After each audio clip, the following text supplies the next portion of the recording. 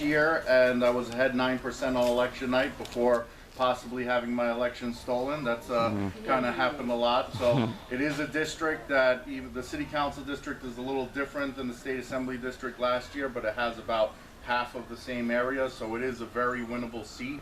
I'm one of only a handful of winnable seats in all 5 boroughs. I did qualify for the matching funds, and they are screwing me out of it. I reached the qualifications, and they're trying to fight, saying address verification issue. So, but it is important. I know when you talk about donating, it's not, nobody likes to donate, but it is important. So whether it's to her, me, or the other city council candidate, or all of the above, donations do help win elections. You can't, you can only market so much, especially since the media is against us. They're silencing us. They don't want us to debate. Last year, I destroyed my opponent in a debate, but it wasn't televised. It was a local county thing that was on YouTube, so the people in the community got to see it, but not, New York 1, which normally debates the 46th Assembly District. They normally have a televised debate. They did not do that with mine last year. I only raised $2,000 last year, and I still won because I went out there. I put door knockers on almost every door in the district myself, since I couldn't afford mailers. So it is possible to win without the money, but it's extremely unlikely. If we have the money for marketing material, social media advertising, other forms of advertising, mailers, things of that nature. When you talk about offices, people ask me where my office is. I don't have an office because I don't have the money to pay for an office. So I was supposed to get that for over $40,000 in the beginning of this month to have that office, and they screwed me out of it. So it is important. That's not usually what I talk about in a speech, but it is the topic. And she said she has her donation forms. $10 is a qualifying donation for the matching funds. So she needs a few hundred of those in order to qualify. So even if you have $10 cash, you could do that as a donation to help her meet her qualifications. I run on nonpartisan ideas because, let's face it, one city council candidate, Republican, is not going to flip all Republican ideology within the city. So if I'm out there campaigning, saying I'm going to do this or that, bring back the Second Amendment in New York City and every open carry in New York City, that's not going to happen. So I don't talk about Republican ideology. I firmly believe in it. I am unanimously endorsed by every county committee member in both the Republican and the Conservative Party. And then I decided to, since I could outwork them and outsmart them, but I can't out-cheat them, one of the ways I decided to outsmart them is going on an independent line called Save the Planet. So a lot of the liberals will think I'm an environmentalist and vote for me. So I'm the only Save the Planet candidate on the entire ballot. So that's another strategy that I use. But my ideas are nonpartisan, helping education with life skills classes, teach kids financial literacy. It's an optional class, junior, senior year of high school, you get to take art or theater or whatever. You can take life skills where you learn financial literacy, how credit works, how checking accounts work, understanding the student loan debt that you might decide to take upon. Also, life skills as far as basics of trades, like, how basics of electrical wiring or plumbing or things of that nature. Maybe they want to go to a trade school after that. It's literally one class that teaches you the basics each time you meet for that class in the semester, so you can learn the basics of how to build a website, basics of Photoshop, graphic design, website design, in case you want to learn a business. And then if that interests you, the student, then you could go and further if that's the field that you want to take. So it's something that just teaches them the basics of different life skills in school. Also an after-school video game program. I did a lot of charity work over the last decades. I held charity events in the Barclays Center, an NBA 2K tournament, which benefited different children's charities. And I believe an after-school video game program would be good for several reasons. Number one, not every kid plays sports. I was on 3 different sports teams in high school. That was many pounds ago. But at the same time, not every kid plays sports, so it's something that might interest them and motivates them to keep their grades up too, because just like sports teams, I need a C average. If I didn't keep a C average, I wasn't playing. So if you're not keeping a C average, you're not participating in the after-school video game program. Schools could play against each other, sort of like an E-League. That's why I mentioned the 2K thing before. You could have a 2K team for Lincoln High School going up against another high school or whatever in an E-League format. So that's something else that I think the children will enjoy, and it's something that also it wouldn't take place right after school. So if school ends at 2:30, it would take place at 4. They have time to do their homework, possibly extra tutoring after school, and the parents will like this because if they work until 5 o'clock, they don't have to worry about kids getting out of school at 2:30. If they have a safe place that not only are they doing their homework, getting tutoring if they need, and then having an after-school video game program. The reason why they would want to stay after school and get that tutoring and do their homework is so that they could play afterwards. Not every kid could afford a PS4, PS5, whatever's out there. And you know, if the school has it for the kids, it's not that expensive an investment. You could probably get Microsoft or one of these companies to sponsor, you know, a program just within my district as a pilot program to see how it works, and then maybe get it citywide, statewide, have it grow from there. I know I spent a lot of time on that issue, but I think it's a fun issue that a lot of kids, a good idea that a lot of kids would be interested in, a lot of parents would be interested in as well. Also, municipal bonds to fund affordable housing, property-backed municipal bonds, as opposed to giving developers 15-year tax abatements for only a few units of affordable housing. So, property-backed, so normally what municipal bonds are is the city is basically taking out a loan to the people, they're paying the interest, it's backed by taxes. MTA and city bonds, their credit rating is bad, but if you have something that's backed by the city and an actual physical property, then the credit rating is higher because it's backed by the property that you're building. So an example is you have vacant parking lots in Coney Island. You build underground parking lots, multi-level, so you actually gain parking. The ground floor has commercial real estate, whether it's a pharmacy or whatever the case may be. The rest of the building is affordable housing, the entire building, not just a portion of it, different income levels and etc. So you have affordable housing, you have commercial real estate. The rent on that commercial real estate will pay for the interest on those municipal bonds, and hypothetically speaking, if the property is valued at $100 million, you issue $200 million in municipal bonds, and 15 years from now, hopefully that property is worth more than that $200 million. You sell the property and pay back the principal of the bonds. That additional $100 million could be utilized for other programs throughout the city. So it's creating revenue, it's creating affordable housing. It's a smart way to do things as opposed to what they're doing now. And, you know, I don't know how many of you fell asleep or followed me on all that, but I do go into all the details on all of these ideas on my website, mark4ny.com. I do have business cards with my donation website, mark4nyc.com, which forwards to the city's website, and then mark4ny.com has all the information about all my ideas on there.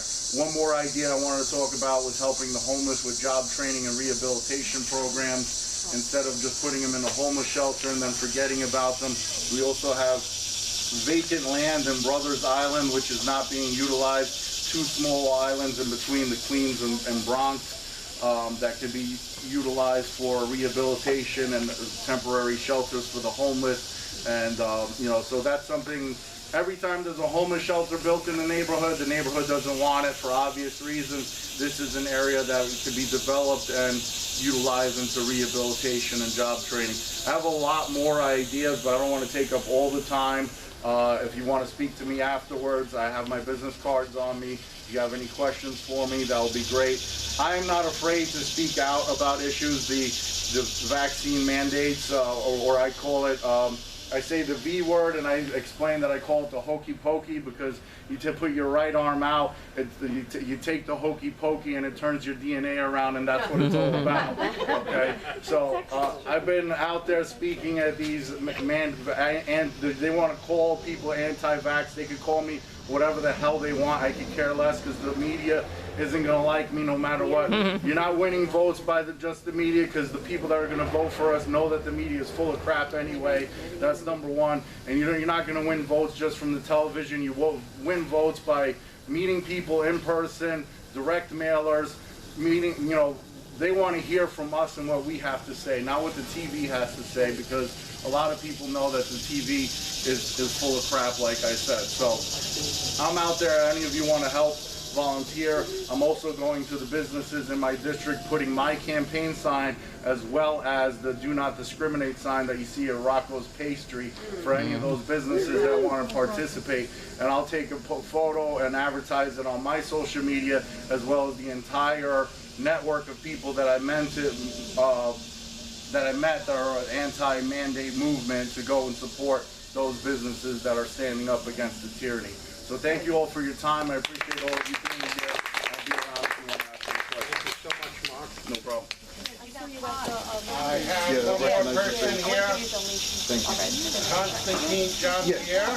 Thank you. I don't have the forms on me. I think I have some in the car. And we'll pass that all through our email list. That's why everyone please sign in at the end. Thank you so much. And this way we could pass on the information to you about their websites and such, okay? And how to help out in those campaigns. So please, in a little bit, we're going to be passing out, look around for those who didn't sign in. Thank you. Thanks for having me, Lynn. When I met you, you were a beautiful person, and you continue to be consistent and keep up the good work you're doing for our country, for our community. Keep it up. Keep identifying the right people to put in front of our audience who we can trust. Keep up the good job. I don't like speaking after Mark. Very long-winded. Future reference, me before Mark. Okay? They usually save me for last for that reason. But Mark and I been in this battle for quite some time.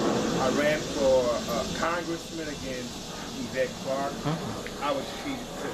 President Trump even alluded to it, that the congresswoman from New York cheated. I got 45,000 votes in Brooklyn. In the area, just like most of the Republicans here who talk to you, explain our shortcomings, where we are finding resistance at, and what we can do to fix the resistance. A lot of African American I know, they're not happy. They feel as though they have been betrayed, especially Haitian people. A lot of the Haitian people, they feel as though they've been betrayed. A lot of Jews I know feel the same way. A lot of Haitian people with the assassination of Jovenel Moïse. I asked President Trump, son of Mark, I asked President Trump, did Jovenel Moïse call President Biden prior to he being assassinated? President Trump said, in the report, you will see that he did call Biden. Cubans are upset, Haitians are upset, Afghanistans are upset, Jews are upset. Everybody are not happy with the way things are. Nobody's happy. Why? Because everybody fell asleep at the wheel. Everybody decided to stop working when President Trump was elected. Everybody. Now, you make the deal with the devil. You have to pay the piper. Look at the governor. Look at the situation he finds himself in. He fell asleep at the wheel. He stopped working. Look at our city. Look at the streets. Look at what's going on. Now they're threatening people, if you don't take this vaccine, you won't be able to work. What's next? You can't work. How you gonna pay your mortgage? How you gonna pay your rent? They're gonna put all of these people out in the streets now. Are you paying attention to what's going on? Yeah. I mean, I'm speaking to the choir here. Yeah, you So are. I know you guys, we've been paying attention. We warned them. Yes, you did. I tell my family, you see? Why? Because he had a white face? You couldn't hear him? You see? Trump was right. Are you happy? I go to my prayer group. I belong to a prayer group. I'm sorry I was late. I was supposed to be here at 3 o'clock. But my pastor, you know, we had a meeting after church. I'm really into the church. I'm really into the church. But they went after the church. Yep. Listen. They went after the church. The church didn't understand what was going on because the church got confused. We did. The church forgot, you know, our base. Come on. Our base. That's why I became a Republican. Because I was like, hold up. There's a certain way, you know, I operate. I have a certain style about myself. It's not happening. It's not happening. All right, you know, I'm good with the Republicans. Are they perfect? No. No. Who is? No one. Do we have a perfect family? No. We work with each other. That's why I love, well, I'm not going to speak every, but Brooklyn, Republicans, we Republicans for different reasons. We Republicans because we really love our country. And it has nothing to do with what color you are. It has That's nothing to do right. with what That's gender right. you are. Okay. Yo, this is our house. This is Freedom. all we got left. This is all we have. This is what we have. You want to experience homelessness? Let somebody take over America. And that's what people like Mark, people like myself, Lynn, sister over here. This is what we fighting. This is what we hear. We the last line of defense. We need help. We need help, especially, you know, district like mine. You know, the resources we're going to use to get the message out. To show them we're not alone. You could speak. No, we're not going to do it their way. We're going to do it the American way. And that is freedom. It's freedom or nothing. That's what we're here to fight. My name is Constantin Jean-Pierre. I'm running for city councilman in the 40th district. You can go to my Instagram, CJPFORNY. My website is on my Instagram. Go to my website. I'm not getting the action fund. I'm too dangerous. I'm entirely, and I'm not stopping off at city council. I gotta, you know, the Republicans, we need more votes. We need votes. So people like me, they don't want me debating. And I'm the real deal. Graduated from an HBCU. I belong to 2 black churches, black community. I'm dangerous, and they know that because I'm not a sheep.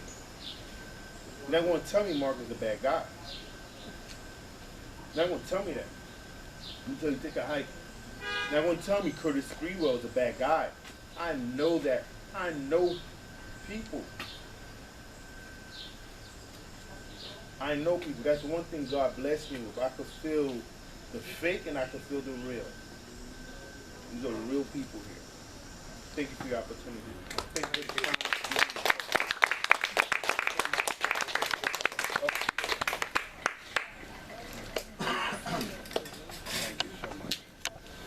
Thank you. We were blessed to have 3 beautiful candidates here today to speak to us and to our audience that will be seeing this on YouTube and Facebook. We need to get the message out there. People, it's time to wake up. It's almost, I feel like the guy on the crow's nest of the Titanic. I already said iceberg ahead. And now I'm hoping the guy in the wheelhouse is turning that wheel and the engine room is stopping the engines and backing it up to slow it down. And I'm just sitting here.